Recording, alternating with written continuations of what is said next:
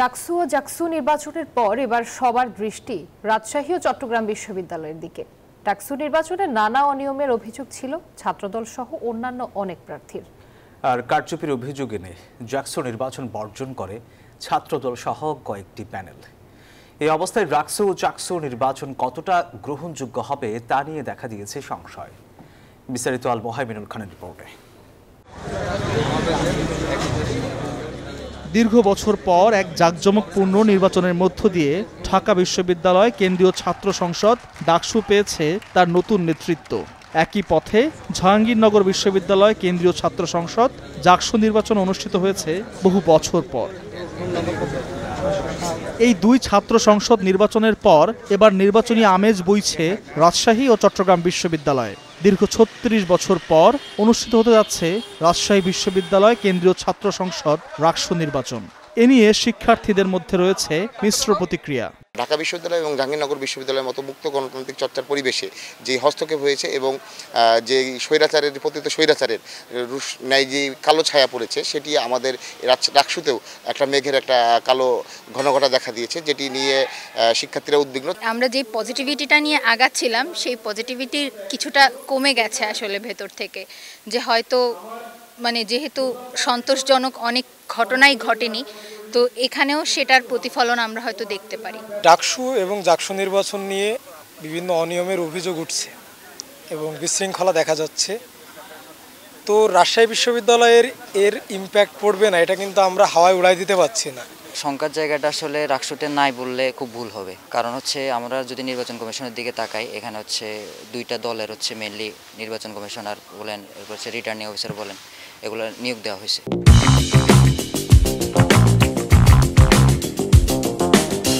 অন্যদিকে চট্টগ্রাম বিশ্ববিদ্যালয় কেন্দ্রীয় ছাত্র সংসদ জাকসু নির্বাচনেরও তোড়জোড় শুরু হয়েছে। কয়েক দশক ধরে অকার্যকর থাকা ছাত্র সংসদ নির্বাচন ঘিরে শিক্ষার্থীদের মধ্যেও দেখা দিয়েছে ব্যাপক উৎসাহ ও উদ্দীপনা। একই সাথে রয়েছে নানা শঙ্কাও। ডাকসু নিয়ে আমার প্রত্যাশা হচ্ছে যে যেখানে শিক্ষার্থীদের মতামত থাকবে, একটা ওয়ে থাকবে, একটা প্ল্যাটফর্ম। আমাদের আবাসন সংকট, পরিবহন সংকট সহ নানান সমস্যা, এই জন্য ডাকসু নির্বাচনটা প্রয়োজন। ডাকসুতে যে ধরনের অসঙ্গতি হয়েছে এবং জাকসুতেও যেগুলো হয়েছে, এগুলো আসলে চট্টগ্রাম বিশ্ববিদ্যালয় প্রশাসনের জন্য একটা অভিজ্ঞতার ব্যাপার ছিল, যে তারা ওইখানের যেই অসঙ্গতিগুলো এটা যেন এখানে যে কোনোভাবে কাটায় উঠতে পারে। ডাকসু নির্বাচন যেন নিরপেক্ষ হয় এবং সুন্দরভাবে হয়, সেই প্রত্যাশিত নির্বাচন যেন শিক্ষার্থীদের উপহার দিতে পারে। সম্প্রতি অনুষ্ঠিত ডাকসু নির্বাচনে ছাত্র শিবির সমর্থিত ঐক্যবদ্ধ শিক্ষার্থী জোটের বড় বিজয় হয়েছে, যেখানে একটি পদও পায়নি ছাত্রদল। অন্যদিকে জাহাঙ্গীরনগর বিশ্ববিদ্যালয় কেন্দ্রীয় ছাত্র সংসদ জাকসু নির্বাচন বর্জন করেছে ছাত্রদল সহ বেশ কয়েকটি প্যানেলের প্রার্থীরা।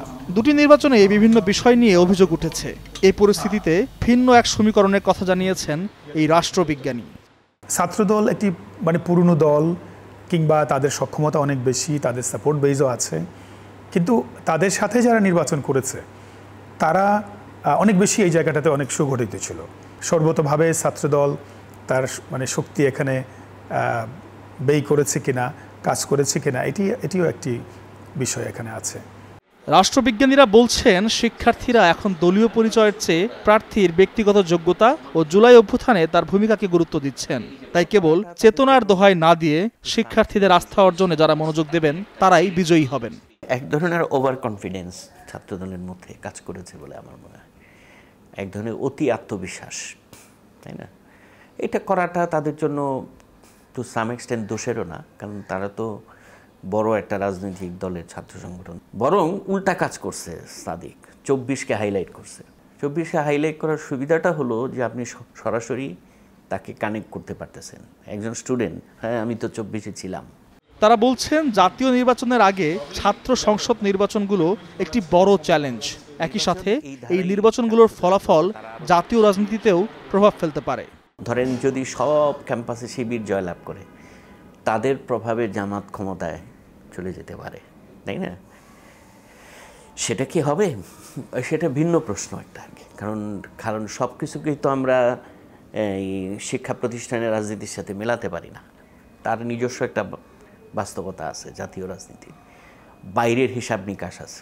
জাতীয় রাজনীতিতে অবশ্যই ছাত্র সংসদগুলো একটা প্রভাব থাকবে, সেটা হলো যে তারা স্ট্রং পাবলিক ওপিনিয়নকে স্ট্রংলি ইনফ্লুয়েন্স করতে পারে ছাত্ররা। সেটা অবশ্যই করবে। শুধু ঢাকা বিশ্ববিদ্যালয় না, এখানে জাকসু, রাকসু, চাকসু মানে যে 4টি বিশ্ববিদ্যালয় নির্বাচনের কথা বলা হচ্ছে, 4টি বিশ্ববিদ্যালয় নির্বাচন জাতীয় রাজনীতিতে গভীরভাবে প্রভাব ফেলবে। কারণ এখন কিন্তু আপনি যে ভোটার আছে আমাদের, এর মধ্যে 1/3 ভোটার হচ্ছে তরুণ ভোটার। তো রাজনৈতিক দলগুলো যদি এগুলো না ভাবেন এবং না ভেবে যদি তাদের কর্মকৌশল, রাজনৈতিক চিন্তা, আগামী দিনের যে ক্যাম্পেইন, ইশতেহার এগুলো যদি তারা তৈরি না করেন, তাহলে কিন্তু মানে তাদের ফলাফল, কাঙ্ক্ষিত ফলাফল হয়তো আগামী দিনে তারা পাবেন না। রাকসু নির্বাচনের চূড়ান্ত প্রার্থী তালিকা শিগগিরই প্রকাশ করা হবে বলে জানিয়েছে নির্বাচন কমিশন। এদিকে 12ই অক্টোবর চাকসু নির্বাচনের ভোট গ্রহণ হবার কথা রয়েছে।